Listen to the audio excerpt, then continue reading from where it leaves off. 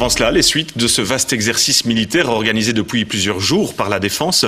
Ce jeudi, nos paras ont mené une opération de libération d'otages au collège Notre-Dame d'Estine. Une opération très spectaculaire qu'ont suivi Benjamin Samin et Gaëtan Zanqueta. L'action directe des militaires belges est lancée. L'élément d'assaut du 2e bataillon commando est prêt à intervenir, l'arme au poing. L'objectif est la libération de 9 militaires français pris en otage par une milice. Les soldats commencent l'opération en descendant des hélicoptères NH-90 en plein vol stationnaire.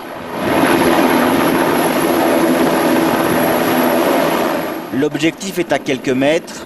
Les militaires s'élancent et vont au contact. À l'intérieur, chacun doit tenir sa position et avancer selon les règles étudiées jusqu'aux otages qui sont sains et saufs.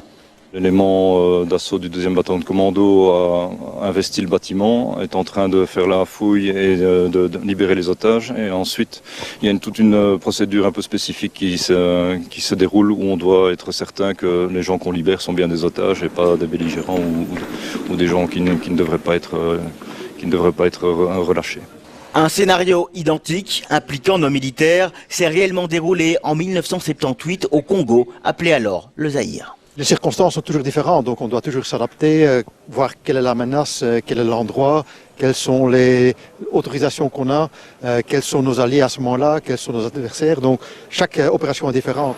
Et la population a réservé un bon accueil aux militaires qui ont envahi la région depuis plusieurs jours. Parfois impressionnant parce qu'on roule en voiture et tout à coup on voit 2 militaires qui sont couchés devant vous. Les otages ont finalement été libérés et emmenés par les paras belges en sécurité, loin de la zone d'affrontement.